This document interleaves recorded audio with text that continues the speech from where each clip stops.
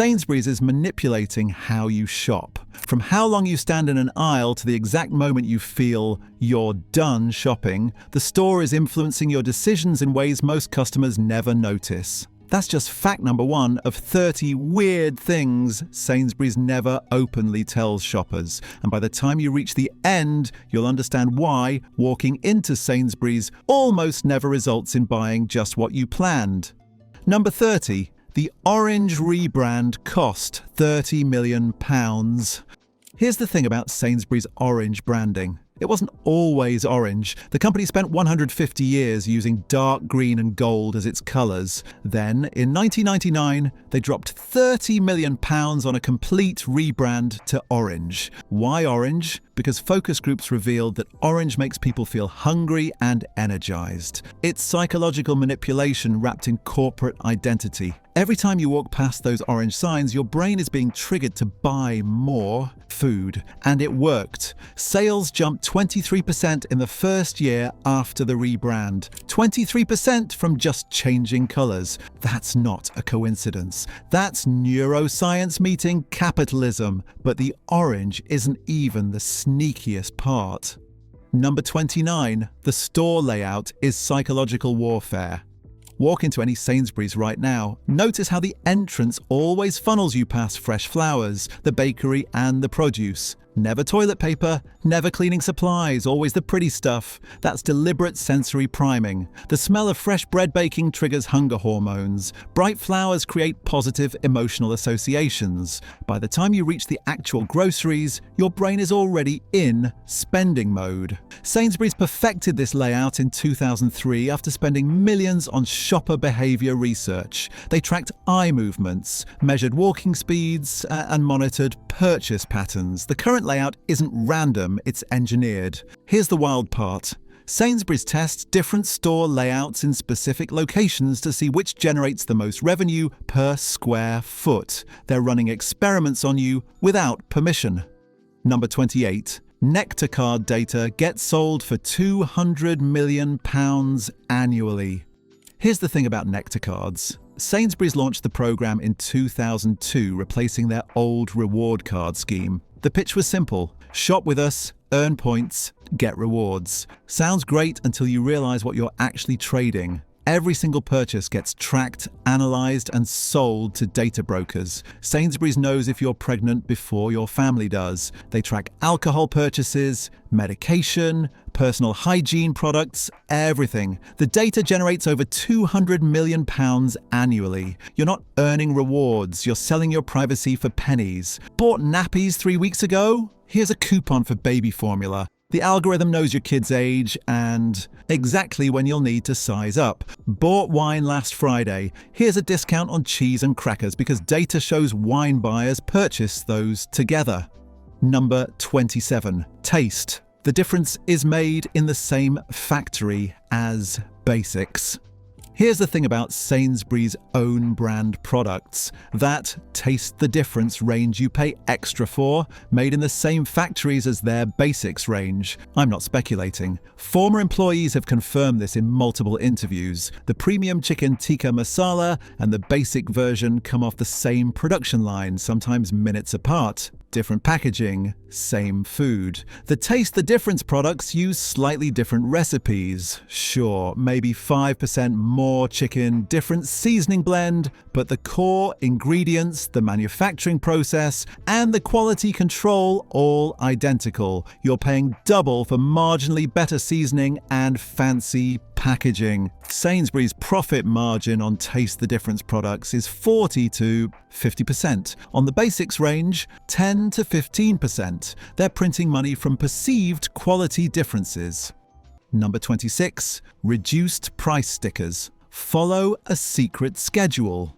Here's the thing about Sainsbury's markdown strategy. The timing isn't random. Stores follow strict schedules for when to reduce items approaching their use-by dates. Most Sainsbury's locations do first markdowns at 10 a.m., second markdowns at 3 p.m., and final markdowns at 7 p.m. The final reduction is usually 75% off. That £4 meal deal becomes £1. pound. Some shoppers have literally mapped out their local store's markdown patterns. They show up at exactly 7:15 p.m. on Tuesdays because that's when the reduced section gets loaded. These people are eating restaurant-quality meals for pocket change. Sainsbury's knows this happens. They've calculated that selling items at 75% off is still more profitable than throwing them away, but they deliberately don't publicize the timing because they don't want everyone gaming the system.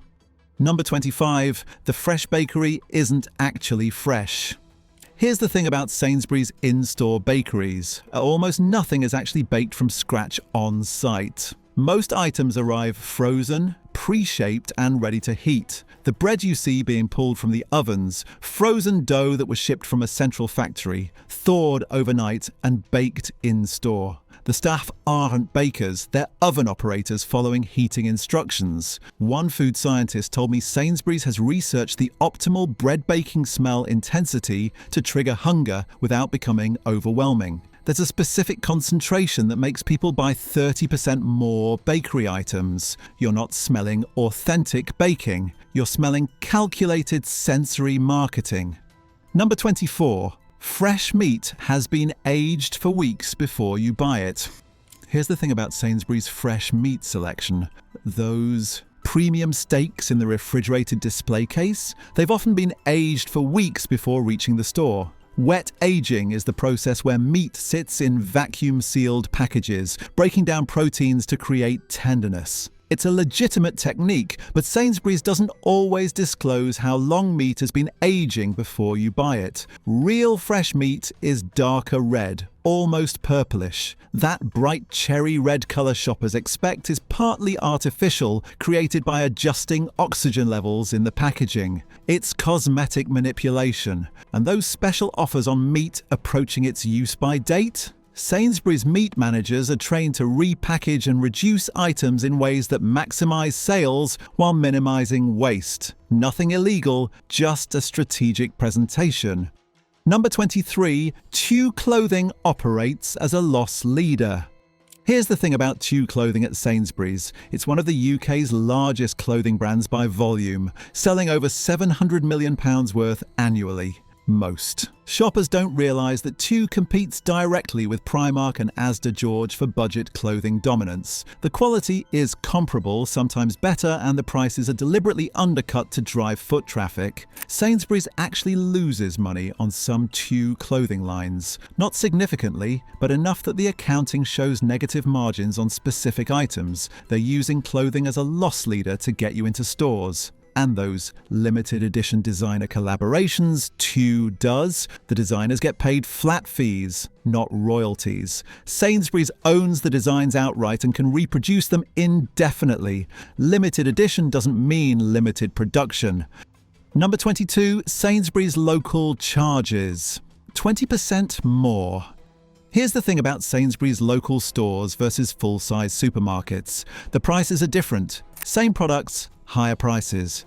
A loaf of bread that costs £1.20 at a full-size Sainsbury's might be £1.50 at local stores. The markup on convenience stores is 15 to 20% higher across most products. But the real reason is simple. They can charge more because customers have no choice. If your nearest full-size Sainsbury's is 3 miles away and local is around the corner, you'll pay the premium. Sainsbury's internal documents refer to local stores as premium convenience formats. That's corporate speak for we charge more because we can. Number 21. Meal deals have higher profit margins than individual items. Here's the thing about the famous Sainsbury's meal deal. £3.50 for a sandwich, snack and drink seems like great value. It's not. The margins on meal deals are actually higher than if you bought the items separately at full price. How? Because the meal deal drives volume sales that wouldn't otherwise happen. You weren't planning to buy a sandwich, drink and crisps, but the deal makes it feel like missing out if you don't. So you spent $3.50 you weren't going to spend at all. That's pure profit on a sale that wouldn't have existed. The meal deal isn't savings. It's manufactured demand disguised as value. Number 20. Fresh sandwiches are 24 hours old. Here's the thing about Sainsbury's fresh sandwich production. They're made in a massive factory in Northampton that produces over 2 million sandwiches weekly. The fresh sandwiches you buy at 8 a.m. were made yesterday afternoon, packaged, chilled and distributed overnight. By the time you eat it, that fresh sandwich is 18 to 24 hours old. Nothing unsafe about it. But fresh is doing some heavy lifting when the sandwich has been sitting in plastic for a day. The shelf life is usually 3 to 4 days from production, so you're getting it halfway through its lifespan. Real fresh would be made that morning. This is fresh according to food manufacturing definitions, not common sense definitions. Number 19. Self-checkout cameras use facial recognition. Here's the thing about those self-checkout cameras at Sainsbury's. They're not just checking if you scanned your bananas correctly. They're running facial recognition software that tracks every customer who uses the machines. The system was rolled out in 2021 across hundreds of stores. Sainsbury's claims it's only for security and preventing theft. But the technology can do much more than that. It can track how often you visit, which machines you prefer, how long you spend shopping, and link your face to your purchasing patterns even without a Nectar card. The data gets stored and analysed, you're being watched, recorded and catalogued every time you scan your shopping, and you never explicitly consented to facial recognition tracking. Number 18. Milk and bread are priced below cost. Here's the thing about milk and bread at Sainsbury's. They lose money on both products. Every single pint of milk and loaf of bread sold costs Sainsbury's more than they charge you. Why would they do this? Because milk and bread are destination products. People buy them multiple times per week, and they'll choose which supermarket to visit based on the price of these essentials. The losses on milk and bread get subsidized by profits on everything else. It's the same strategy as rotisserie chickens at Costco, loss leaders that drive traffic. Sainsbury's spends millions annually to offset the cost difference on dairy and bakery essentials, but they make it back tenfold through increased foot traffic. Number 17. The Smart Shop scanners track everything you pick up. Here's the thing about Smart Shop handheld scanners. They're tracking more than just what you buy. The scanners log every item you pick up and scan, including items you scan, but then put back. The scanners also track your route through the store. Which aisles do you visit, how long you spend in each section, and which end caps you pause at. All of it gets logged and analysed. Random bag checks at Smart Shop exits aren't random. The system flags customers who show suspicious scanning patterns, too fast, too many high-value items, unusual product combinations. Those customers get randomly selected for inspection. You thought you were just making shopping easier. You're actually feeding machine learning algorithms that optimize how to extract maximum revenue from your wallet. Number 16. Argos inside Sainsbury's loses money on purpose. Here's the thing about those Argos concessions inside Sainsbury's stores. They're deliberately unprofitable. Sainsbury's bought Argos in 2016 for £1.4 billion and immediately started losing money on it. The Argos sections inside supermarkets generate lower sales per square foot than if Sainsbury's used that space for groceries, but they keep them anyway. Why? Argos brings in customers who wouldn't otherwise visit. Someone buying a TV at Argos grabs groceries while they're there. The grocery sales subsidise the Argos losses. It's the same retail strategy applied differently. Every unprofitable service or product exists to drive purchases of profitable ones. Number 15. Loyalty card prices aren't actually discounts. Here's the thing about those Nectar prices you see all over Sainsbury's. The ones that say £3 with Nectar card, £4 without. Those aren't real discounts, they're inflated base prices. In 2023, consumer watchdog Which investigated loyalty pricing schemes across UK supermarkets. They found that Sainsbury's raised baseline prices on thousands of products right before introducing Nectar pricing. A jar of coffee that cost £3 for years suddenly became £4 for non-Nectar customers and £3 for cardholders. The discount is returning the price to what it always was. You're not saving money, you're avoiding a penalty for not having their card. Over 60% of products with Nectar pricing were either the same price or higher than they'd been before the scheme launched. You're trading your data for fake discounts. Number 14. They pump smells through the ventilation system. Here's the thing about those amazing smells in Sainsbury's. The fresh bread, the rotisserie chicken, the coffee. Some of it's real, some of it's manufactured and pumped through vents. Scent marketing is a multi-billion-pound industry, and Sainsbury's has invested heavily in it since 2010.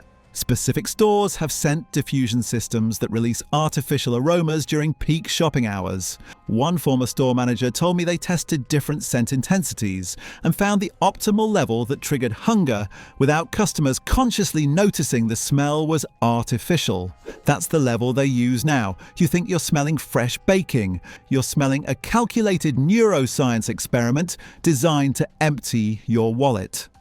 Number 13. Organic products come from the same suppliers as non-organic. Here's the thing about Sainsbury's organic range. Much of it comes from the same farms and suppliers as their non-organic products. Same facilities, same production lines, different fields. A tomato farm might have 10 acres certified organic and 50 acres using conventional pesticides. Both sets of tomatoes get processed in the same pack house, just at different times. The organic ones get Sainsbury's organic packaging. The others get standard packaging. The premium you pay for organic, often double the price, mostly goes to covering certification costs and lower yields from organic farming. You're not necessarily getting products from artisan farmers who care more about quality. And Sainsbury's knows most customers can't tell the difference in blind taste tests. They're charging for perception, not reality. Number 12. The clothing alterations service is a front for data collection. Here's the thing about that free clothing alterations service Sainsbury's offers for two: purchases. It's not really about hemming trousers, it's about collecting detailed body measurement data. When you get trousers hemmed, they record your measurements. Leg length, waist size, all of it goes into their database linked to your Nectar card. Multiply that across thousands of customers, and Sainsbury's has built a detailed data set of British body sizes. This data informs their clothing designs and sizing charts, but it also gets aggregated and sold to third-party retailers and fashion brands. Your measurements have commercial value. You thought you were getting free hemming. You're actually providing detailed biometric data in exchange for a service you could get at any dry cleaner. Number 11. Expiry dates are set to maximize waste. Here's the thing about use by and best before dates at Sainsbury's. They're not based purely on food safety. They're set strategically to balance safety with stock rotation speed. Products could safely last days or weeks longer than their labeled dates. But Sainsbury's sets dates conservatively to ensure stock keeps moving. Slower selling items get shorter dates to force clearance. Fast sellers get longer dates to reduce markdown frequency. The date isn't when food becomes unsafe. It's when Sainsbury's wants you to either buy it or throw it away so they can sell you more. Environmental campaigners have pushed for longer dates and clearer labelling. Sainsbury's resists because current dating practices maximise turnover and profit. Number 10. Baby formula is a loss. Leader to hook parents for years. Here's the thing about baby formula pricing at Sainsbury's. They sell it at cost or below, losing money on every tin. This sounds generous until you understand the strategy. New parents buying formula will shop at the same store for convenience over the next 18 months. That's 78 weeks of multiple shopping trips per week, all to get formula at the same reliable location. During those trips, parents buy nappies, baby food, wipes, toys, and eventually toddler snacks and meals. The lifetime value of a customer acquired through loss leader formula pricing is thousands of pounds. You thought Sainsbury's was being a family-friendly pricing formula. They're actually making a calculated investment in decades of future purchases. Number 9. Fuel station pricing follows a weekly pattern. Here's the thing about Sainsbury's petrol stations. The prices aren't random. They follow a predictable weekly pattern designed to maximize profit while appearing competitive. Prices drop on Monday and Tuesday to attract customers early in the week. By Thursday, prices have crept back up. Friday sees the highest prices because people need fuel for the weekend and will pay more. This isn't a conspiracy theory. The Competition and Markets Authority documented these pricing patterns across UK supermarket fuel stations in a 2023 report. Sainsbury's was specifically mentioned. Smart customers fill up on Monday or Tuesday exclusively. Everyone else subsidizes the low prices by paying premiums later in the week. Number 8. Online shopping substitutions are deliberate upselling. Here's the thing about online grocery substitutions. When your ordered product is unavailable and Sainsbury's substitutes something else, those substitutions aren't random. They're algorithmically designed to maximize value extracted from your order. You order basic pasta for 80p. It's unavailable. They substitute Taste the Difference pasta for £1.60. You're too busy to refuse it when it arrives, so you keep it. Sainsbury's claims they always substitute with equal or higher quality at no extra cost if the substitute is more expensive. That's technically true, but the algorithm deliberately picks expensive substitutes, knowing most customers won't refuse them at the door. A former warehouse employee told me pickers get instructions to mark items as unavailable even when stock exists if the algorithm flags better profit opportunities in substitution. Not company policy, but it happens. You think you're getting equivalent products. You're actually participating in dynamic surge pricing disguised as customer service. Number 7. They built stores next to competitors to destroy them.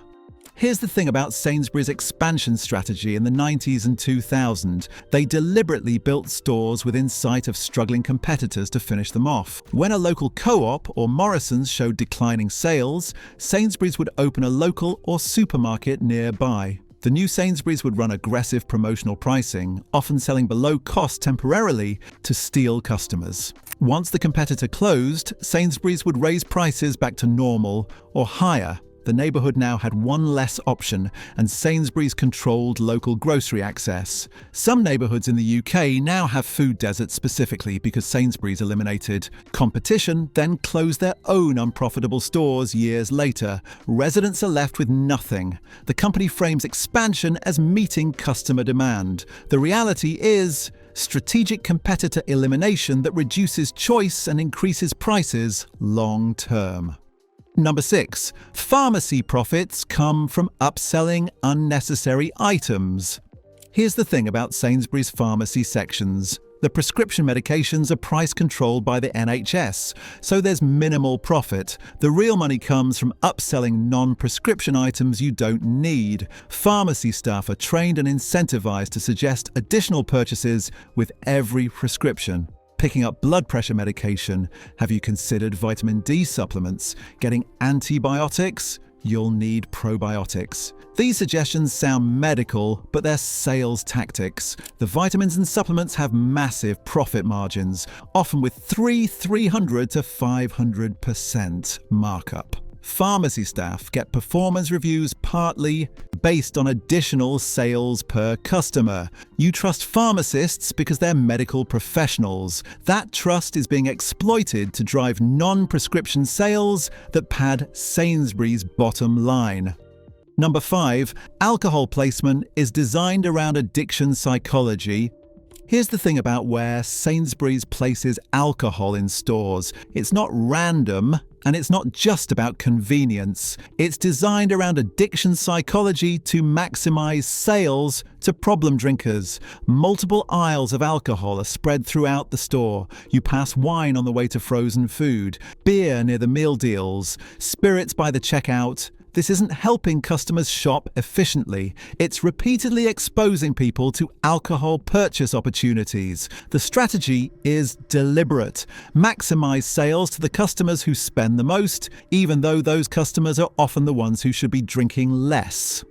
Number 4, they lobbied against sugar taxes while claiming health focus.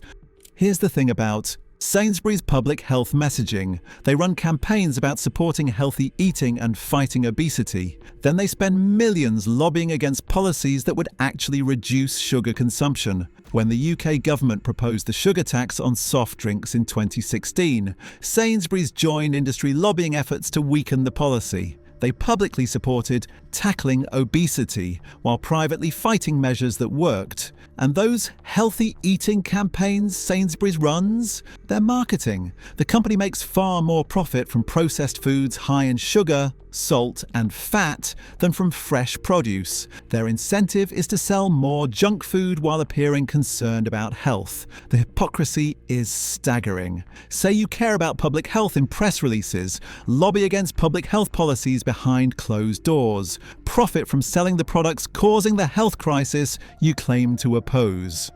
Number 3. Food waste is massive but hidden from customers. Here's the thing about food waste at Sainsbury's. The amount they throw away is absolutely staggering, and they do everything possible to hide it from customers and shareholders. In 2022, Sainsbury's admitted to generating 209,000 tons of food waste annually. That's enough food to feed millions of people. 209,000 tons. And where does it go? Some get sent to anaerobic digestion for energy. Some becomes animal feed. But massive amounts go to landfill, where they produce methane, contributing to climate change. The environmental cost of this waste is catastrophic. The food was grown, processed, packaged, and transported, creating massive carbon emissions, then thrown away. All that environmental damage for nothing. Number 2, labour practices include 0-hour contracts for thousands. Here's the thing about working at Sainsbury's. Despite public commitments to fair employment, thousands of employees are on 0-hour contracts with no guaranteed hours or income stability. 0 hours contracts mean employees must be available for shifts, but aren't guaranteed any work, can't plan finances, can't qualify for mortgages, live in constant uncertainty about next week's income. In 2023, Sainsbury's employed over 15,000 workers on 0-hour contracts. That's 15,000 people with no income security, employed by a company making hundreds of millions in profit. The contrast between executive pay and shop floor conditions is stark. CEO Simon Roberts took home over £4 million in 2023. Meanwhile, checkout staff on 0 hours contracts don't know if they'll work enough hours next week to pay rent.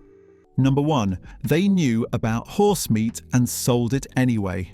And at number 1, the fact that changes how you see Sainsbury's forever. During the 2013 horse meat scandal, internal documents later revealed Sainsbury's had concerns about their beef supply chain months before the public found out. The scandal broke in January 2013 when Irish inspectors found horse DNA in beef products across UK supermarkets. Sainsbury's was directly implicated, selling frozen beef burgers that contained horse meat. The Food Standards Agency investigated but couldn't prove Sainsbury's definitively knew horse meat was being sold. The evidence showed they had strong reasons to suspect but hadn't confirmed it. No executives faced charges. Sainsbury's paid no fines. They issued apologies, promised better supply chain oversight, and moved on. That's the company you're trusting with your food, a business that will gamble with your trust if the profit margins justify it. So, what do you think? Are you shocked by how much Sainsbury's has been hiding?